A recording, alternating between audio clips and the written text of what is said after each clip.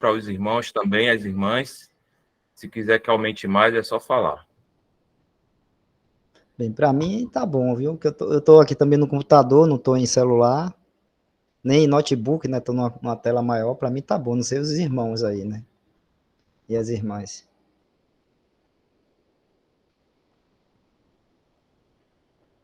Então, pedir a irmã Adriana para botar para gravar e você inicia o Herder, viu? Já está gravando, irmão. Tá. Fica à vontade, irmão. Então, esse livro aí é o Acontecimentos Proféticos, é isso, Jefferson?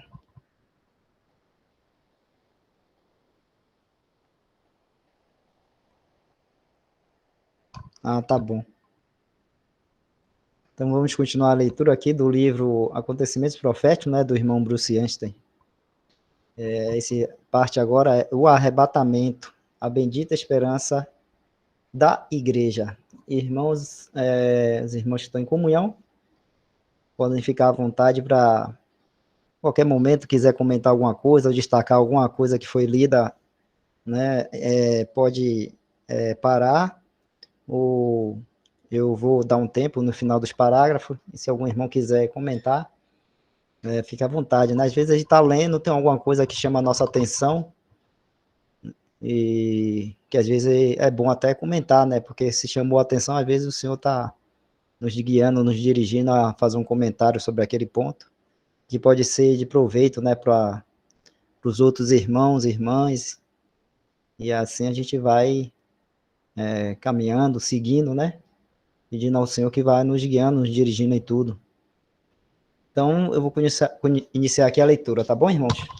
O arrebatamento, a bendita esperança da igreja. O Senhor Jesus prometeu: na casa de meu pai há muitas moradas. Se não fosse assim, eu vou-lhe teria dito: vou preparar-vos lugar.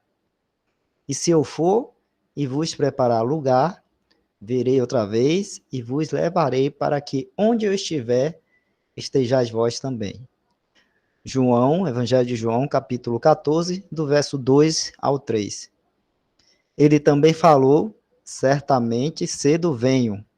Apocalipse, capítulo 22, verso 20. A esperança adequada ao cristão é aguardar o Senhor vir a qualquer momento. Há muitas indicações que nos levam a concluir que a vinda do Senhor está muito próxima. Veja o apêndice B para uma longa discussão sobre esse assunto. Como resultado, cristãos por todo o mundo estão esperando pelo Senhor vir. Esta é a bendita esperança do cristão. Tito 2, capítulo 2, verso 13. O Senhor pode vir ainda hoje, pois ainda em bem pouco tempo aquele que há de vir virá e não tardará. Hebreus 10, verso 37, na tradução brasileira.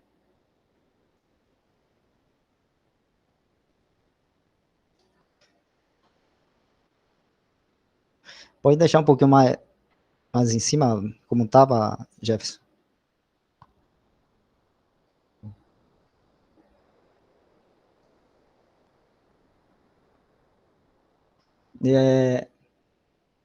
Pedir para Jefferson voltar de novo, porque ele começa, né, com esse verso aí de João, Evangelho de João, capítulo 14, verso 12 ao 3, e a palavra do Senhor Jesus, né, porque aí é o Evangelho, e aí foi no momento que o Senhor Jesus estava falando com seus discípulos, e ele anunciou e falou isso aí, né, na casa de meu pai há muitas moradas, se não fosse assim, eu vos teria dito, vou preparar-vos lugar. E se eu for e vos preparar lugar, virei outra vez e vos levarei para que onde eu estiver, estejais vós também. Então, e só esse versículo aí, essa palavra aí, já é suficiente, né, para todo cristão que tem a Cristo, né, diante do seu olhar, diante da sua do seu viver e quer estar com o Senhor Jesus, essa palavra aí já seria suficiente para a gente estar, né, com nossos corações nessa esperança, aguardando o Senhor Jesus e estando firme assim nessa esperança e sempre lembrando, né, disso.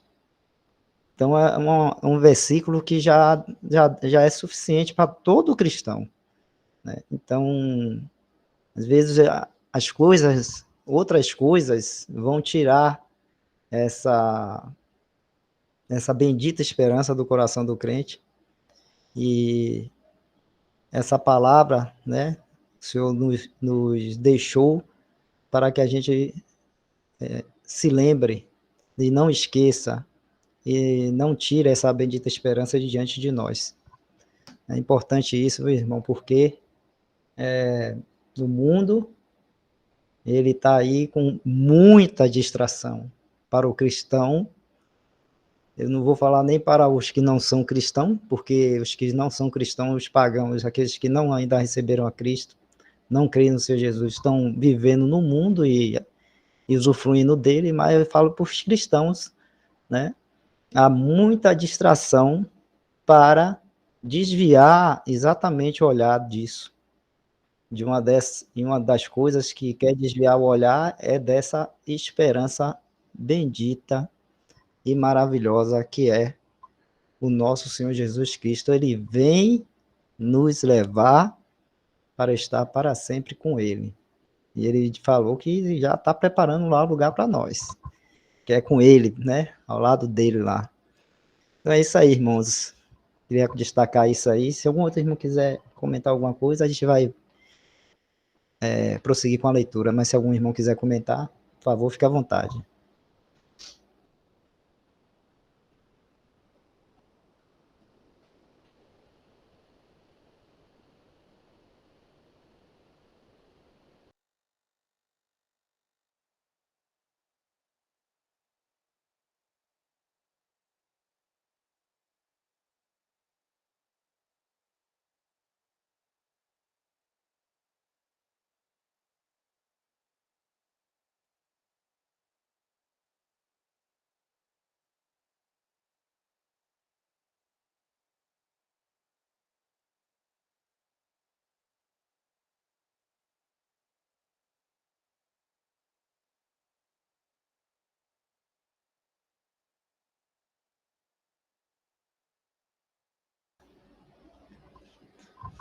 Tem até uma coisa muito interessante, né, que aí eu queria colocar para os irmãos e as irmãs, né, porque aí no meiozinho do parágrafo ele fala assim, há muitas indicações que nos levam a concluir que a vinda do Senhor está muito próxima.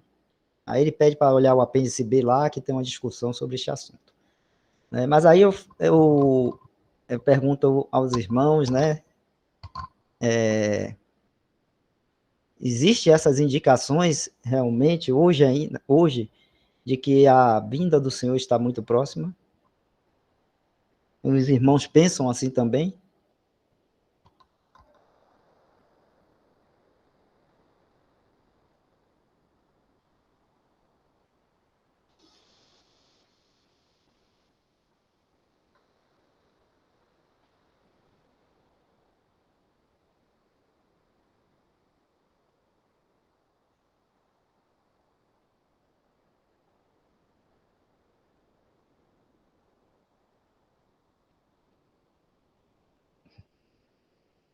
Foi o irmão George, né? As irmãs aí também. E realmente há, né, muitas indicações, sim, hoje, que nos mostram que a vinda do Senhor Jesus está muito próxima. Lógico que tem essas indicações, porque a gente vê, vamos dizer assim, o desenvolvimento, o desenrolar das coisas neste mundo. E sempre que a gente olha para esse desenvolvimento, esse desenrolar das coisas neste mundo, a gente vai vendo que o desenrolar está levando a nós, os cristãos, né, a igreja do Senhor, a igreja de Cristo, de Deus, né, a Assembleia de Deus, a igreja, né, que o Senhor Jesus está formando,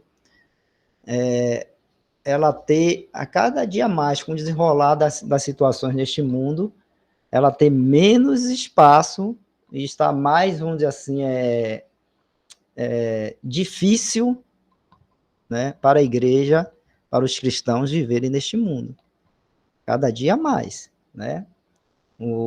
E Satanás, ele vai com seus ardis e seus enganos, né, tentando minar e minando, né, esse testemunho que foi dado a nós como igreja dá aqui neste mundo. Atrapalhar, né, e ele vai agindo para que o cristão tenha cada dia mais dificuldade, seja mais difícil para ele ter uma comunhão com o Senhor Jesus. Então, isso é um indicativo realmente grande. Mas essas indicações, né, não é o foco. O que nos diz principalmente e o que nos faz aguardar a vinda do Senhor iminentemente ou a qualquer momento, né, não é por causa desses, vamos dizer assim, desses sinais, né, mas é por causa do que a palavra de Deus diz, né? A palavra já nos fala que, e desde aqueles tempos lá, desde quando Paulo, né, escreveu aos Tessalonicenses, ele já demonstrava que era uma coisa iminente a qualquer momento. Então, a característica do cristão de ele estar vivendo com essa esperança e essa vinda do Senhor Jesus ser a qualquer momento, ou seja iminente. Isso é nos ensinado até por Paulo lá acho que é em 1 Tessalonicenses. Deixa eu ver se é em 1 Tessalonicenses. Vou abrir aqui para os irmãos verem. Ele deve falar aí também de Tessalonicenses, mas é quando Paulo fala assim que, né, mesmo naquela época, antes de Paulo saber que ia ser martirizado, ele fala assim: nós, os que estivermos vivos, né, seremos arrebatados. Paulo fala assim, isso antes de ele saber, né, que ia ser, vamos dizer assim, morto, que ia morrer, né, martirizado aqui. Então, enquanto ele não tinha esse conhecimento, o entendimento dele era de que ele seria arrebatado, né, e encontraria com o Senhor nos ares. 1 Tessalonicenses, capítulo 4, verso 17. Verso 17.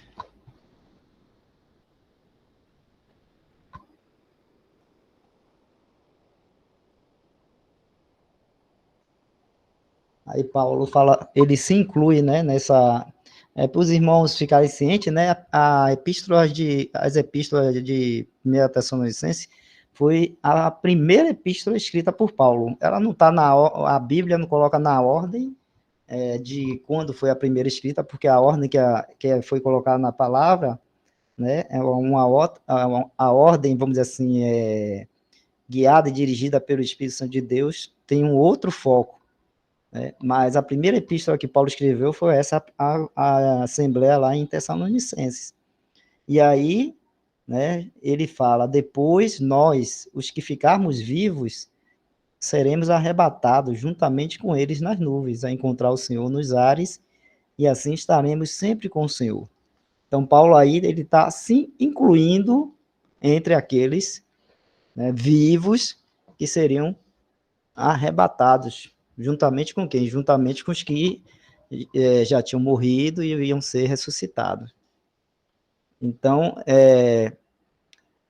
aí Paulo já nos mostra, então, que essa esperança que ele estava ensinando, né, ali, sobre o arrebatamento, a vinda do Senhor para levar a igreja, era uma coisa iminente, uma coisa que poderia acontecer a qualquer momento. Por isso ele se inclui, aí no verso 17, ele se inclui entre aqueles que seriam arrebatados vivos ainda, né, sem ter passado pela morte.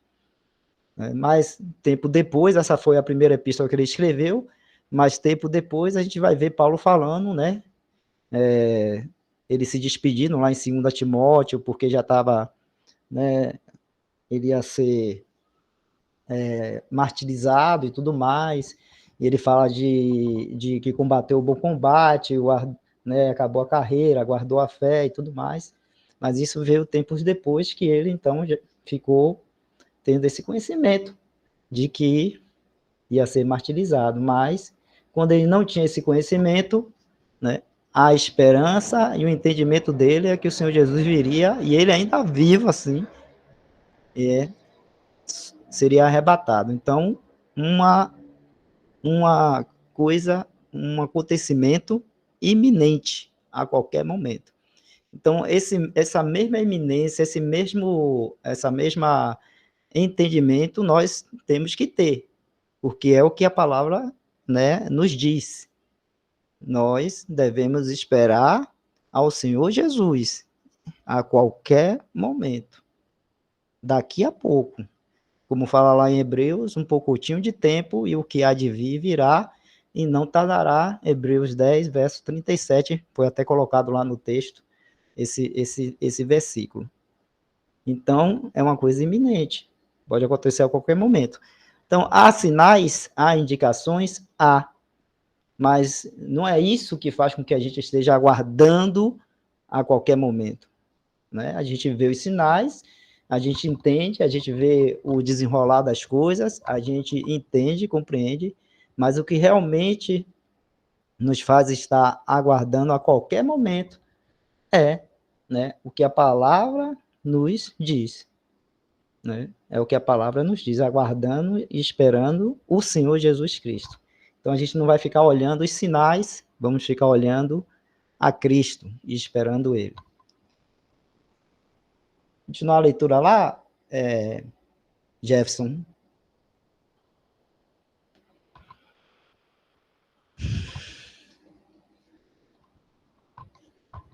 Então vamos continuar aqui, né, a leitura. O Senhor Jesus descerá do céu com alarido, grande brado, segundo a tradução brasileira aí, né? Com alarido e com voz de arcanjo e com a trombeta de Deus. 1 Tessalonicenses, capítulo 4, do verso 15 ao 18. Isto é o que os cristãos chamam de o arrebatamento. O alarido, ou grande brado, é para acordar os que morreram em Cristo.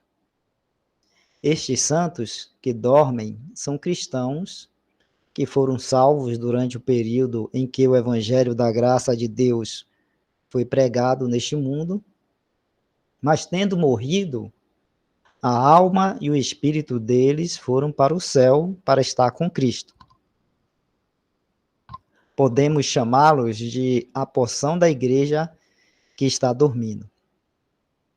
Mesmo que a morte tenha requisitado o corpo deles, ainda são mencionados como estando em Cristo. O apóstolo Paulo usa essa expressão em suas epístolas para indicar o lugar peculiar de aceitação que o cristão tem diante de Deus. Estar em Cristo significa estar no lugar de aceitação que Cristo tem diante de Deus. A mesma posição que Cristo agora ocupa diante de Deus é o lugar do cristão. Não é dito que os santos do Velho Testamento estejam em Cristo, embora a alma e espírito deles estejam a salvo com ele no céu. Na vinda do Senhor, esses cristãos terão o seu corpo levantado da sepultura em ressurreição. 1 Coríntios, capítulo 15, verso 23. Esta é a parte da primeira ressurreição. Aí tem um númerozinho 1 do lado da ressurreição, Jeff, se você for até lá embaixo, a gente lê o que é que ele está fazendo referência. Aí, ó. Nota do autor. Nem todos os mortos ressuscitarão ao mesmo tempo. Há duas ressurreições. João 5, 29, Atos 2, ou Atos 24, 15. A primeira ressurreição, Apocalipse 20, de 4 a 6, chamada de a ressurreição da vida, João 5, 29, e de a ressurreição dos justos, Lucas 14, 14. É uma ressurreição apenas dos justos, aqueles que morreram em fé. Esta ressurreição é chamada como sendo dentre os mortos, ou de entre os mortos. Mateus 17, versículo 9, Filipenses 3, versículo 11, Colossenses 1, versículo 18. Por ser seletiva, pois os justos são tirados de entre os injustos. A primeira ressurreição ocorre em 3 fases. Na primeira fase, Cristo as primícias, então primeiro Cristo, 1 Coríntios 15, 23 e Mateus 28, de 1 a 8. Na segunda fase, os que são de Cristo na sua vinda, então 1 Coríntios 15, 23, 1 Tessalonicenses 4, verso 15 ao 18. Então, segunda fase, os que são de Cristo na sua vinda, que é o assunto que nós estamos lendo agora, que é a fase mencionada no nosso texto. E a fase final da primeira ressurreição, que terá lugar no fim dos 7 anos de tribulação. Apocalipse 20, verso 4. Esta última fase envolve aqueles que irão se converter a Deus durante o período da tribulação e forem martirizados. Apocalipse 6, do verso 9 a 11, e o capítulo 15, verso 2. Aqueles que participam da primeira ressurreição desfrutarão de uma porção celestial com Cristo e reinarão com ele sobre a terra. 2 Coríntios 5, 1.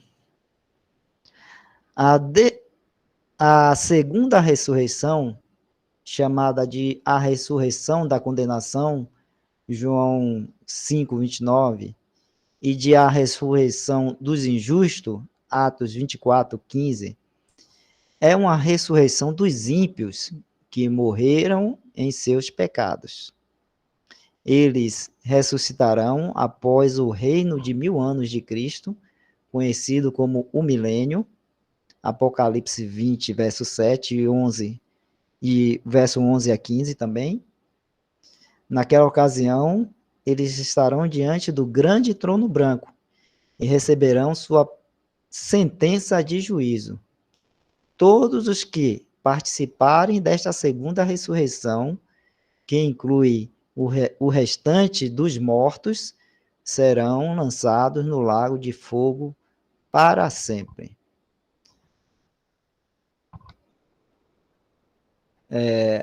Ficou bem entendido aí para os irmãos e as irmãs aí sobre essa parte da primeira ressurreição? Pode subir de novo, Jefferson, aí.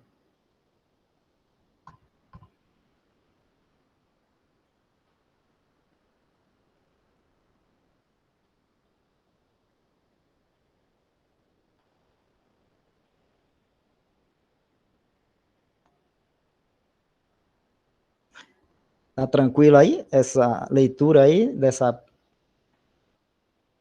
divisão, a gente tem a primeira ressurreição e temos depois vamos dizer assim, a segunda ressurreição. A primeira são para aqueles que são para os justos, né? E a segunda são para aqueles que é para a condenação, são daqueles que, né, vão ser lançados no lago de fogo. A primeira ressurreição é dividida em 3 etapas. Primeiro, o Senhor Jesus Cristo, que ressuscitou primeiro, a primícia. Depois, a ressurreição dos mortos na vinda do Senhor, que é no arrebatamento. E por último, que é a terceira, é a ressurreição dos crentes, né, que foram martirizados. Quando eu estou falando crentes aqui, irmãos, não é crentes da igreja agora, é os crentes durante a tribulação que vão crer no evangelho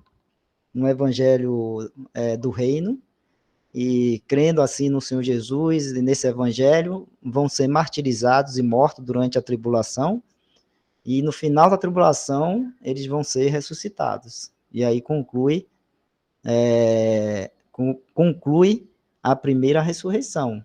Primeiro Cristo, depois os que são de Cristo na sua vinda, e depois, no final da tribulação, aqueles crentes também martirizados ali naquele período serão ressuscitados. E aí conclui nessa primeira ressurreição. Então, depois o Senhor Jesus vem, estabelece o milênio, e todo mundo sabe que durante o milênio as pessoas vão viver 1000 anos.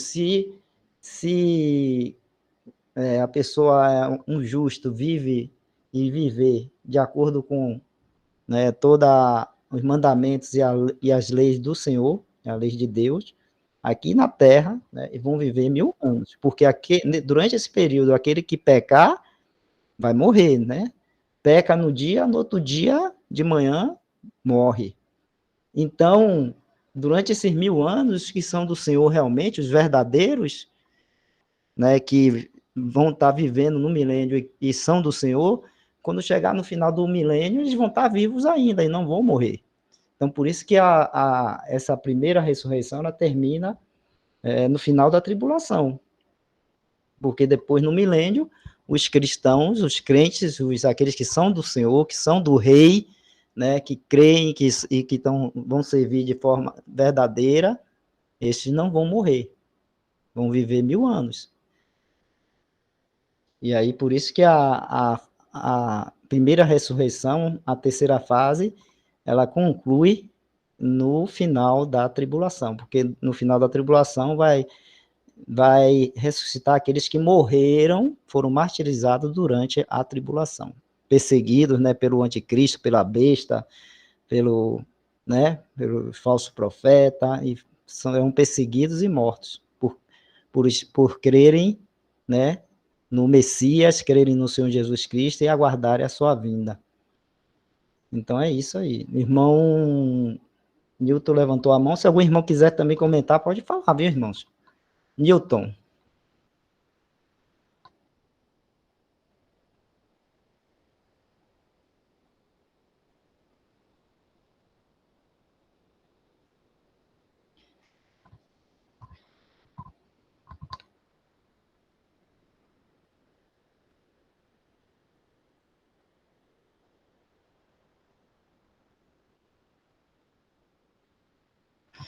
O irmão Newton está perguntando se João 5:24 é uma base bíblica para mostrar que é da primeira ressurreição. Tendo que uma base bíblica da primeira ressurreição, segunda parte, ou seja, depois da primícia, será João 5:24. O que os irmãos entendem? João 5:24, Jefferson, por favor.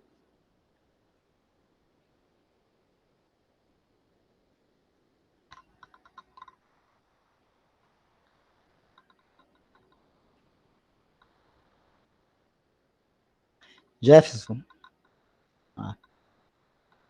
João capítulo 5, verso 24. Na verdade vos digo que quem ouve a minha palavra e crê naquele que me enviou, tem a vida eterna e não entrará em condenação, mas passou da morte para a vida.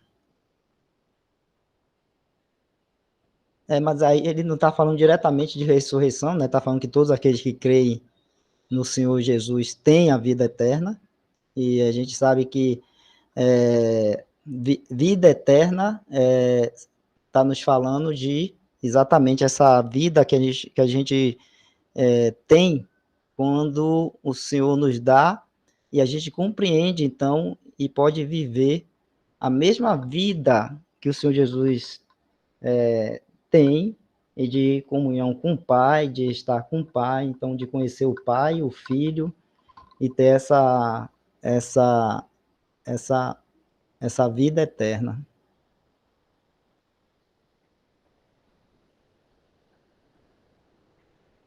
Sim, inclui os mortos que tem, né?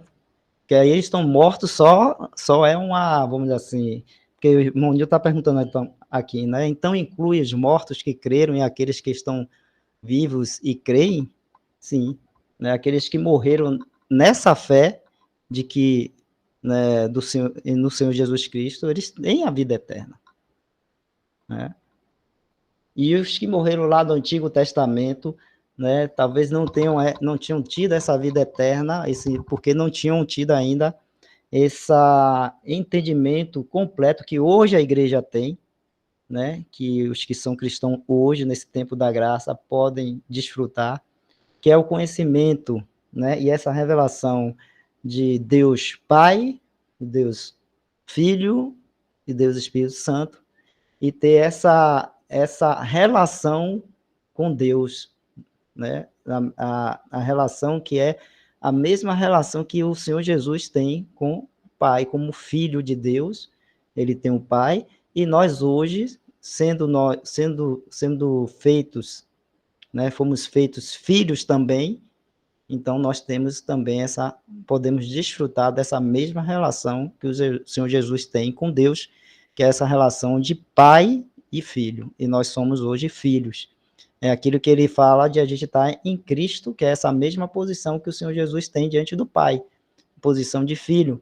E nós temos também essa mesma posição porque estamos em Cristo. Tudo isso, irmãos, sempre pensando que é em Cristo, né? Então, é, não quer dizer que agora nós vamos ser iguais a Cristo, não. Né? O Senhor Jesus sempre é o Filho de Deus, Deus eterno, verdadeiro, e nós somos, né, servos do Senhor Jesus Cristo. Apenas que nessa entendimento aí, nós podemos desfrutar dessa mesma relação de sermos tratados como filhos por Deus, por causa do Senhor Jesus. O Senhor Jesus, Deus nos trata hoje, a todo cristão, como filho. Né? Vamos lembrar lá de Hebreus capítulo, se não me engano, 12, quando ele fala assim,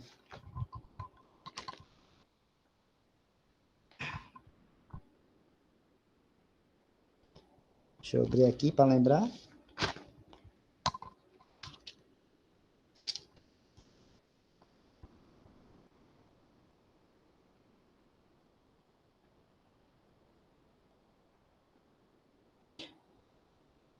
Hebreus capítulo 12, verso 5 e 6 e 7, né? E já vos esqueceste da exortação que argumenta convosco como filhos? Filho meu, não desprezes a correção do Senhor, não desmaie quando por ele fores repreendido, porque o Senhor corrige o que ama e açoita qualquer que recebe por filho. Se suportais a correção, Deus vos trata como filhos, porque que filho há a quem o pai não corrija? Né? Então aí eu estou só destacando a questão mesmo olha como Deus nos trata como filho, né? Claro que aí está falando da disciplina e tudo mais, né? Mas assim como existe essa questão aí da disciplina, mas muito mais há como o pai trata o filho, né? Com amor, com cuidado, cuidando, dando tudo que é necessário para o filho. Então, esse é o nosso Deus. Nosso Deus nos trata assim, como um filho. E por que isso? Por causa de Cristo, né? Cristo fez essa obra, fez com que nós hoje pudéssemos estar diante de Deus, ser aceito por Deus como filhos, tá bom? Então, e claro, né, inclui aí aqueles que morreram em Cristo, assim, continuam tendo esse entendimento aí. Isso é o quê? Igreja. É nesse tempo da dispersão da graça, porque lá no Antigo Testamento, eles não tinham esse entendimento. Né? Eles esperavam o Messias, e muitos esperavam somente em Deus para a salvação deles, porque percebiam e viam que pela lei eles não conseguiriam, não teria nada neles que pudesse fazer com que eles cumprissem toda a lei, e a palavra lá no Antigo Testamento dizia que nem quem não cumprisse toda a lei, né, não ia poder viver. Então, tinha que cumprir toda a lei para poder viver. E eles tinham a Deus aí como um Deus, né, todo-poderoso, né, que era bem distante, vamos dizer assim, mas que eles podiam, nessa fé, crendo que Deus proveria uma salvação, né, para eles morrendo assim nessa fé, eles são salvos. Então, por isso que muitos irmãos falam que eles não tinham a vida eterna, porque essa vida eterna foi dada agora, quando, nesse tempo da igreja, nós recebemos o Espírito Santo de Deus, né? Recebemos todas essas verdades, temos o Espírito Santo de Deus habitando em nós, e então podemos ter essa relação mais elevada, né, superior com Deus e com nosso Senhor e Salvador Jesus Cristo, tendo todo esse entendimento. Então, quem fez isso? O Senhor Jesus. Tá bom, irmãos? Então, são coisas aí diferentes, mas não significam que eles vão, né, estar com o Senhor, como falado lá mesmo, né, vão também ser ressuscitados, vão estar com o Senhor, né, mas são, vamos dizer assim, famílias diferentes no céu.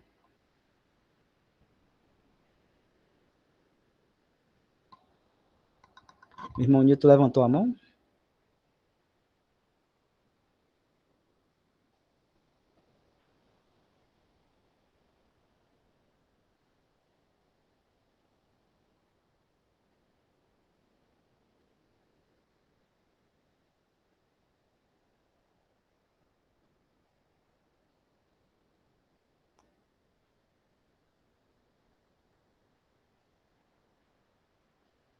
Sim. O irmão Nilton colocou, veja que Deus disse, quem ouve a minha palavra e crê naquele que me enviou é um verbo presente. Sim. Ou seja, para os vivos, hoje. Não entrará em juízo, ou seja, é futuro, pois Cristo ainda não veio.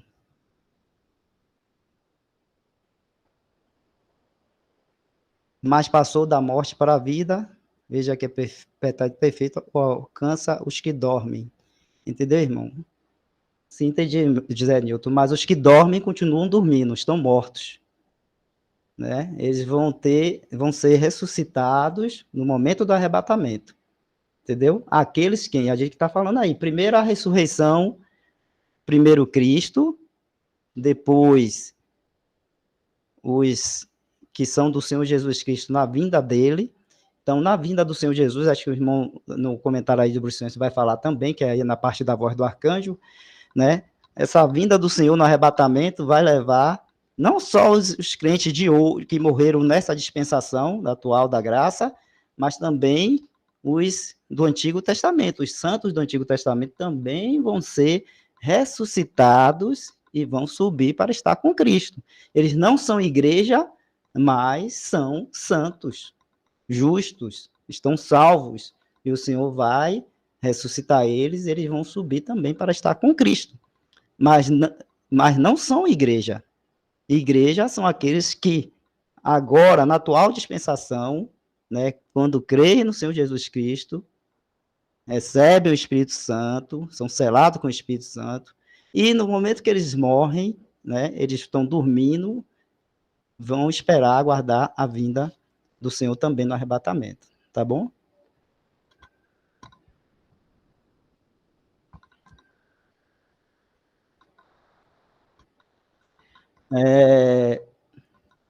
Algum irmão queria fazer algum outro comentário aí? A irmã Jeane Maria levantou a mão. Pois não, irmã Jeane. Boa noite, irmãos. Você acabou de dizer assim, que eles estão dormindo. O espírito está lá com o Senhor, né? Não é isso? Sim, sim, irmão. Espírito, alma e espírito, né? O que é a morte? A morte é a separação da alma, do espírito, do corpo. O corpo vai para a sepultura.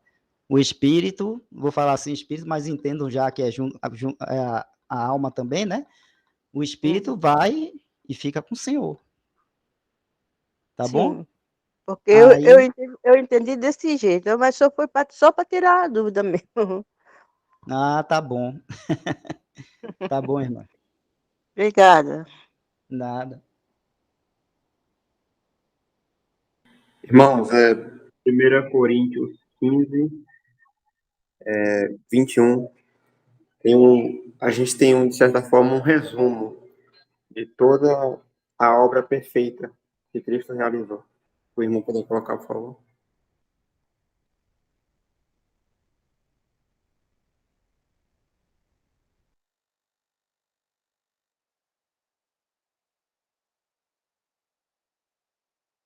A gente tem um início com a queda do primeiro homem, Adão.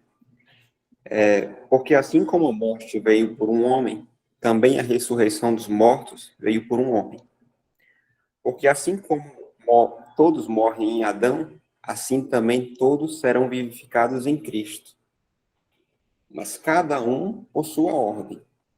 Cristo, as primícias, depois os que são de Cristo na sua vinda. Depois virá o fim, quando tiver entregado o reino a Deus, ao Pai, e quando houver aniquilado todo o império e potestade, todo o império e toda potestade e força. Porque convém que reine até que haja posto a todos os seus inimigos debaixo de seus pés. Então, aqui a gente tem um pequeno resumo de toda a obra perfeita que o Senhor realizou e desde o início. Primeiro houve a queda, não é? Em relação ao que aconteceu com o homem. A gente teve a queda e toda a raça humana ela caiu junto com Adão, porque ele foi colocado por cabeça. Ele era o primeiro homem o qual o Senhor tinha dado o governo, o domínio sobre a terra diretamente. E só que a gente sabe que o homem ele caiu, e quando ele caiu, ele foi expulso da glória de Deus, ele foi destituído dela. E desde então a gente vê o que se tornou esse mundo, um mundo onde a corrupção tudo consome, seja desde as coisas dos alimentos ou qualquer obra de ferro, barro, cimento, tudo se corrompe com o tempo. Só que Cristo, o segundo homem, se manifestou e ele veio, ele foi o único que se encarnou, pois ele era o Filho de Deus. Ele já existia antes de se tornar carne. E o Filho de Deus se tornou carne, ele veio para o que era seu, só que os seus não receberam, isto é, o povo judeu. Antes de em vez de darem glória ao seu rei, em vez de o receberem, o penduraram no madeiro. Porém, o homem não sabia, era encoberto o homem, que o Senhor estava por trás de toda aquela obra, isso é Deus o Pai. E aquilo que o homem usou de maldade para com seu próprio Criador, ao ponto dele ter sede e lhe darem vinagre a beber, o Senhor usou para a graça, para dar vida a todos que nele crerem. Após o terceiro dia, a gente sabe que o Senhor ressuscitou, ele ascendeu aos céus, e hoje a gente espera a sua vinda em nuvens, até que ele venha nos buscar. E só que aqui a gente tem esse resumo, onde a gente vê que, nesse versículo 25, porque convém que reine até que haja posto a todos os inimigos debaixo de seus pés. Então, quando o Senhor voltar e começar o seu reino milenial, após todas as coisas que haverão de acontecer, que os irmãos já comentaram sobre, o Senhor irá reinar por 1000 anos, e então ele entregará o reino ao Pai. aí a gente começa a viver uma coisa que já existia antes da Terra, chamada eternidade, onde o tempo termina e a gente sabe muito pouco, né? A gente não pode nem falar muito dessas coisas, porque as escrituras, elas contam muito pouco, porque nós nascemos no tempo e no espaço. Então, tudo aquilo que se fala em relação à eternidade, o homem, hoje, ele é limitado a saber, mas o Senhor revelará todas as coisas. Então, toda a esperança que nós temos é na vinda do Senhor Jesus, que é a qualquer momento. Tem um versículo que fala, e quando será isto? Que todos nós, uma hora, perguntamos.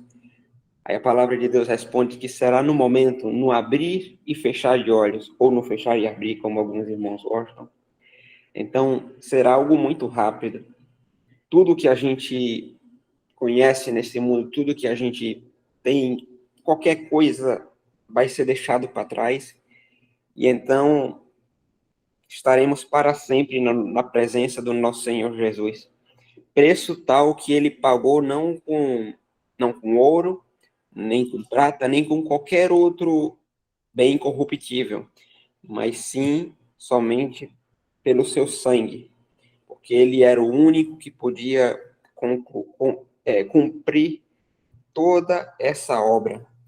E graças a ele, graças a Deus o Pai, por essa misericórdia que nós hoje temos de podermos nos aproximar a Deus através do sacrifício do nosso Senhor Jesus.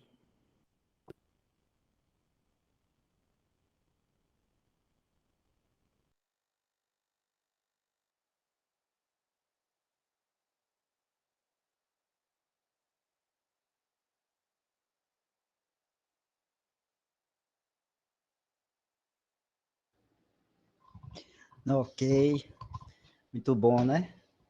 Sempre bom a gente falar do nosso Senhor e Salvador Jesus Cristo e de tudo que ele fez por nós. E ainda faz, irmãos. Continua fazendo, né? É um trabalho incessante. Vamos lá, né? Continuar a leitura aqui. Então, primeiro ele tinha falado, descendo um pouquinho, o Jefferson, ele tinha falado sobre o alarido, né? A gente leu aqui o alarido, que aí vai acordar os que morreram em Cristo, né? Dessa atual dispensação, os que ouviram, né? E creram no Evangelho da Graça. E agora a gente vai para a voz de arcanjo.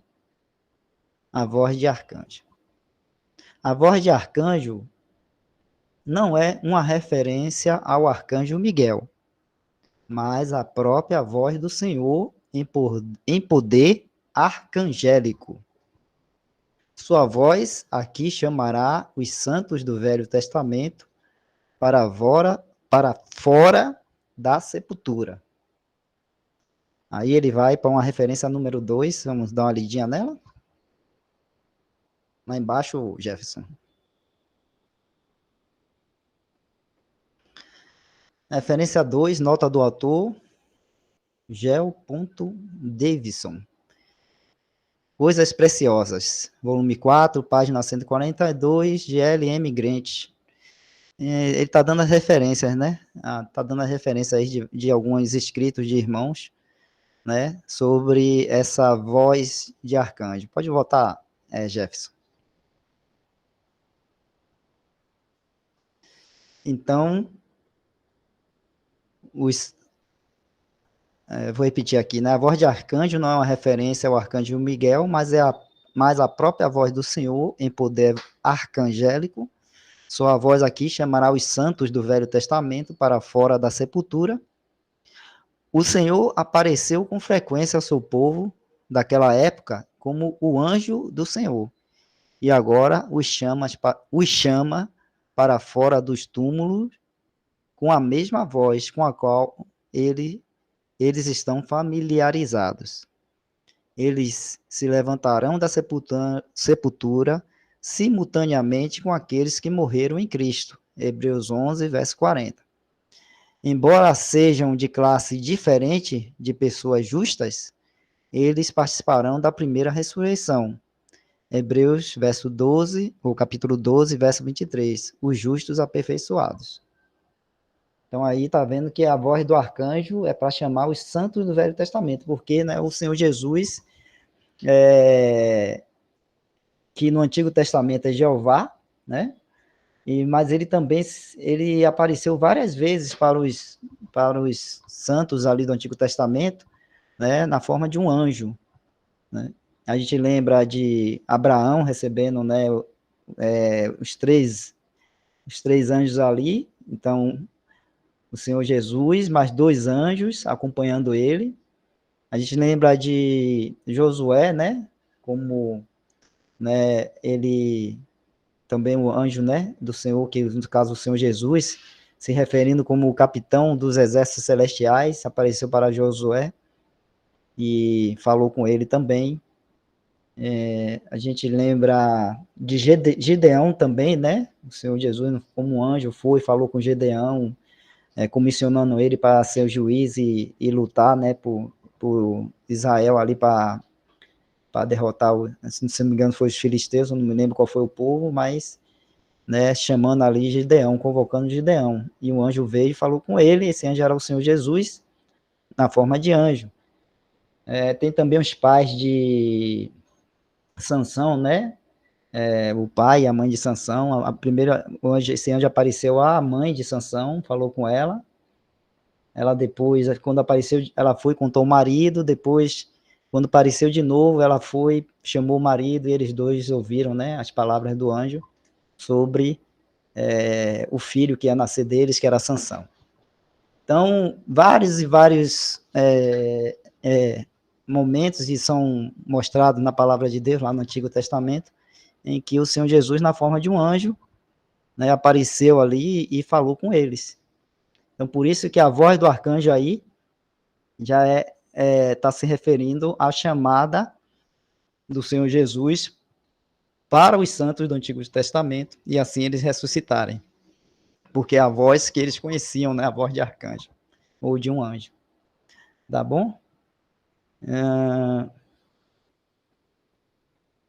Algum outro irmão quer comentar alguma coisa? Alguma coisa que chamou a atenção, irmãos?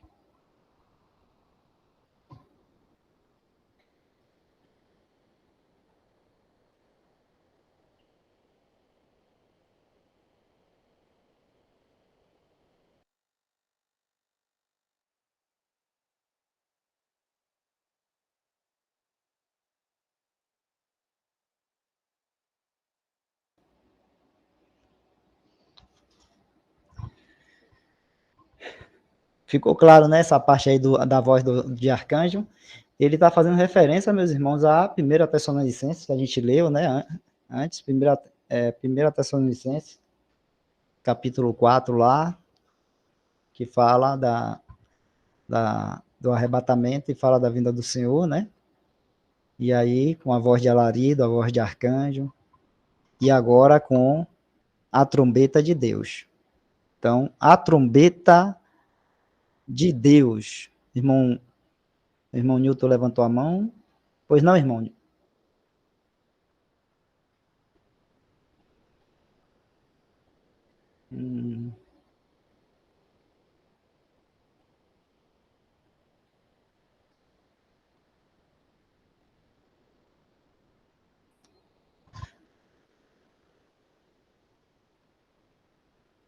A gente tem que sempre entender, só existe um Deus, né?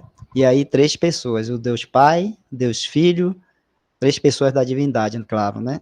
Deus Pai, Deus Filho, Deus Espírito Santo. E aí,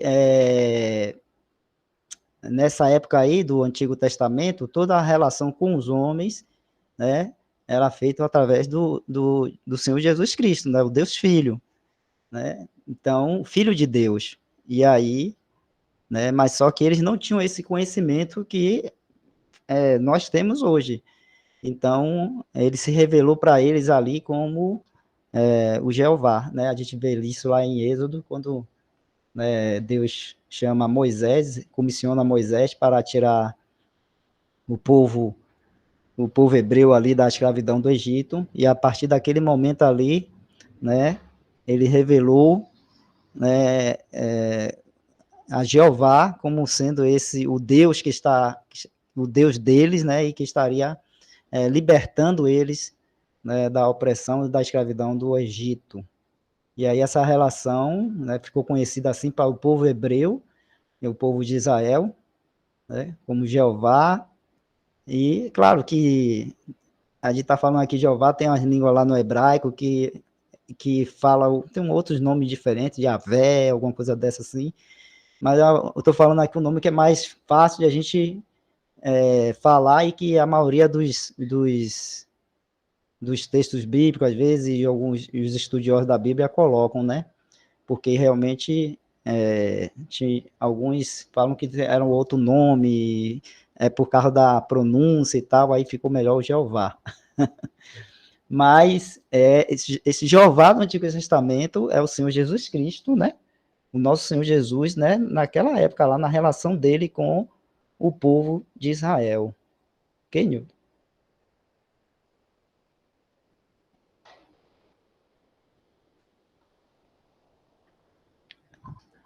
Então, a trombeta de Deus encerrará a presente dispensação com o arrebatamento do restante dos crentes que estiverem vivos sobre a terra no momento da vinda do Senhor. Todos esses três grupos serão arrebatados juntamente a encontrar o Senhor nos ares. Então, quando fala da trombeta, né, a trombeta está tocando aí, anunciando o encerramento da dispensação da graça, que vai se encerrar assim com o arrebatamento da igreja, dos santos do Antigo Testamento, para estarem com o Senhor, né? Então, essa trombeta está anunciando exatamente o final dessa dispensação, e aí será tocada essa trombeta e encerra essa dispensação. Aí fala, né, todos esses três grupos serão arrebatados juntamente, isso, ou seja, vão encontrar com o Senhor Jesus lá nas nuvens, junto, mas lembrando sempre que primeiro, acho que está em 1 Coríntios 15 também, né, primeiro, os que dormem, os que morreram, é que são ressuscitados. Primeiro são ressuscitados, né, depois vai subir e encontrar com o Senhor Jesus nos ares. Isso é falado, acho que em 1 Coríntios, né? Primeiro os mortos vão ressuscitar, depois nós, os que estivermos vivos, seremos transformados, né?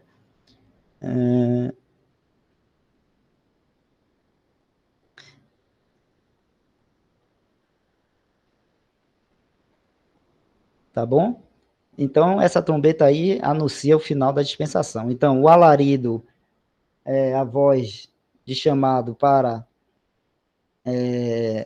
os santos da atual dispensação da graça.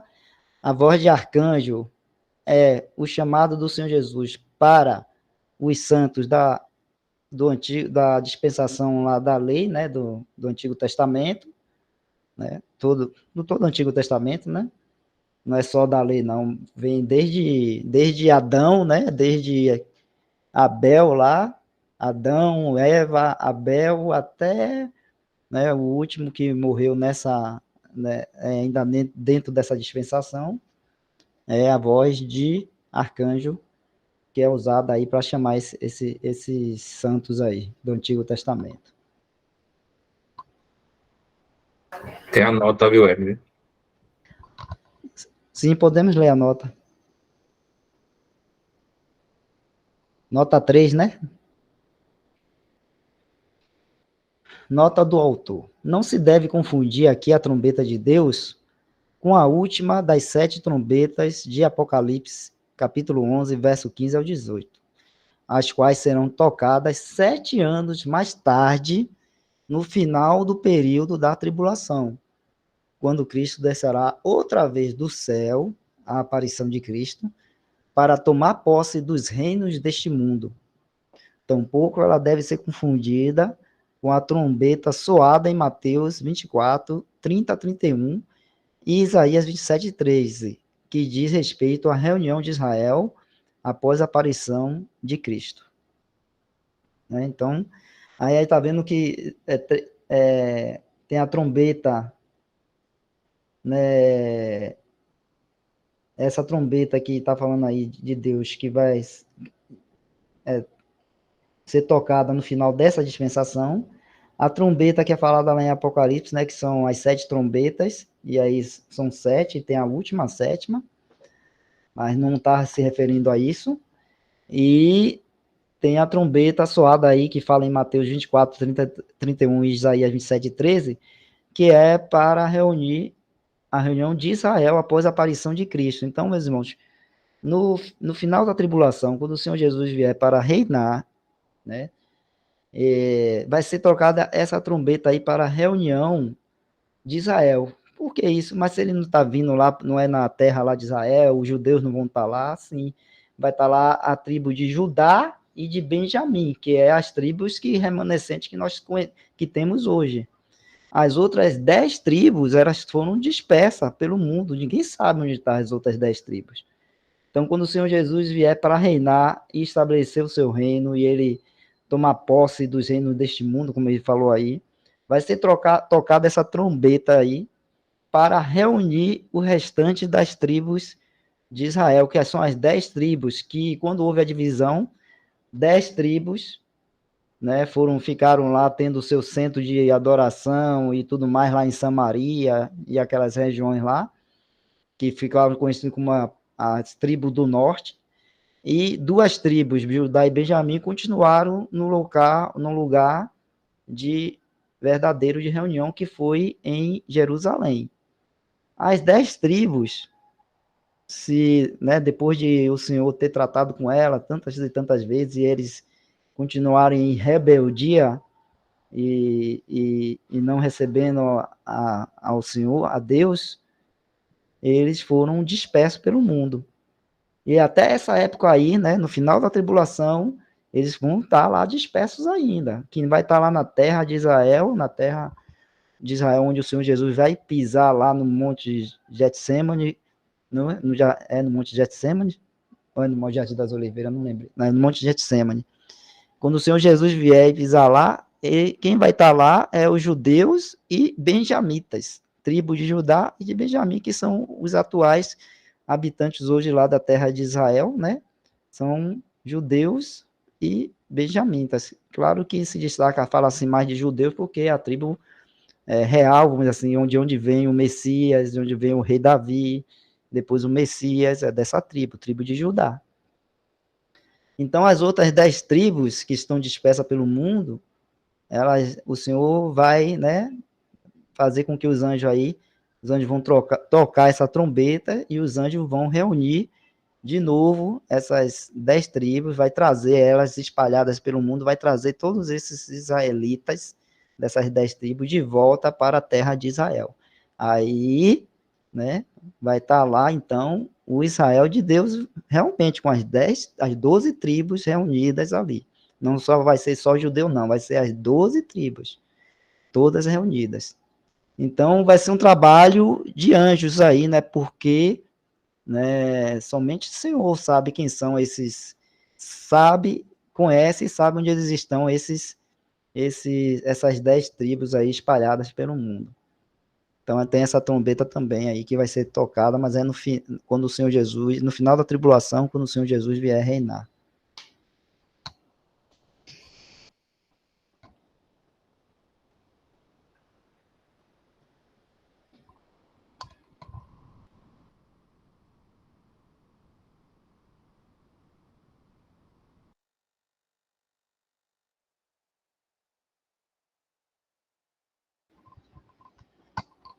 Tranquilo, irmãos? E aí, Jefferson, tudo tranquilo aí?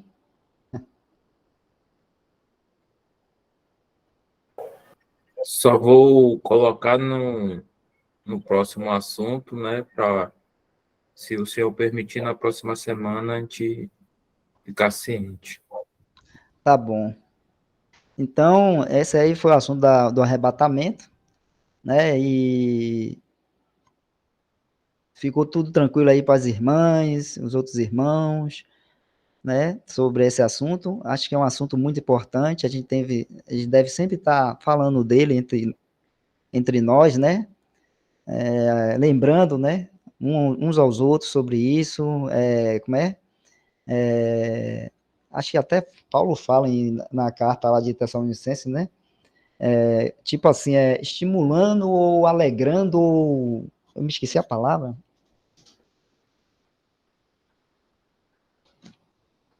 Deixa eu abrir aqui.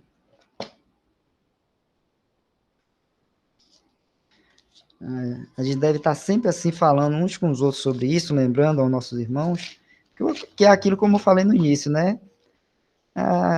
As coisas, a rotina do dia a dia, as coisas deste mundo, as preocupações, pode às vezes nos levar a... Como é, Eduardo?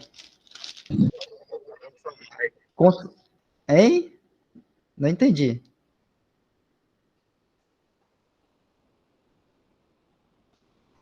Não, Que ele fala consolar uns aos outros. Pronto, é isso mesmo. Obrigado, irmão.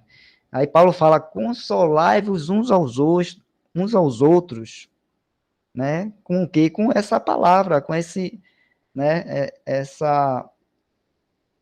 Esse entendimento, esse conhecimento, né? Do arrebatamento, de que o Senhor Jesus em breve vem para nos levar para estar com Ele, né? Então, consolai-vos, né? No verso 4, verso 18, irmão Jefferson. 1 Tessalonicenses 4, verso 18. 4, verso 18.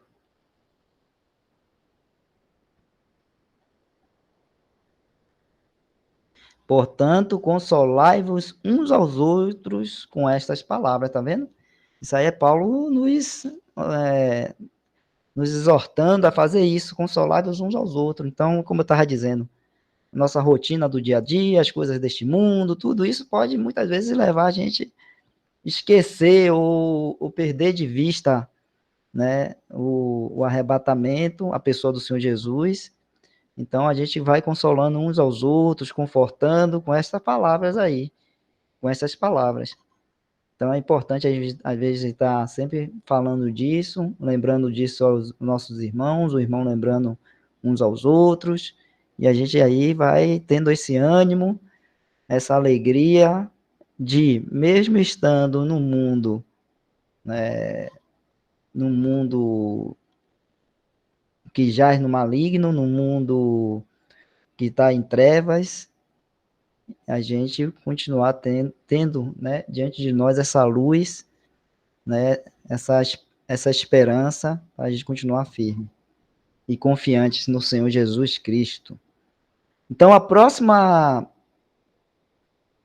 mundo perverso, irmão Newton. Isso aí, mundo perverso. Muito perverso esse mundo, viu? E a gente só encontra realmente o refrigério nas coisas do Senhor, na sua palavra, na pessoa do Senhor Jesus, né? Em estarmos reunidos juntos para adorar ao Senhor Jesus, adorar a Deus Pai, ao Senhor Jesus, né? Isso aí a gente encontra refrigério, conforto para estar andando, caminhando nesse mundo perverso. Então, a próxima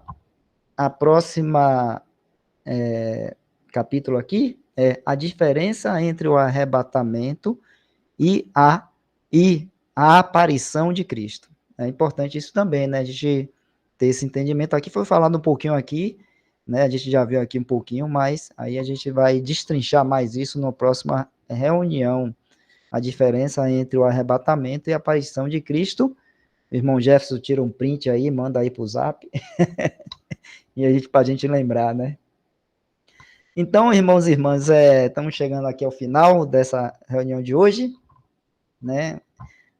Espero que os irmãos e as irmãs aí tenham tido um bom entendimento desse tema aí, né? E se ficou alguma dúvida, né? Vá orando ao Senhor, que o Senhor vai ajudar a esclarecer, né? que nós somos limitados, às vezes, em responder as coisas. Mas o Senhor vai nos ajudando. Ele pode todas as coisas, né? Principalmente cuidando de nós. Então, tá bom. Vamos encerrar, então, essa reunião. Vamos dar boa noite a todos os irmãos e irmãs que estiveram aqui junto. Aí a gente pode parar a gravação, irmã? Deixa eu ver aqui. Acho que eu consigo parar aqui, deixa eu ver.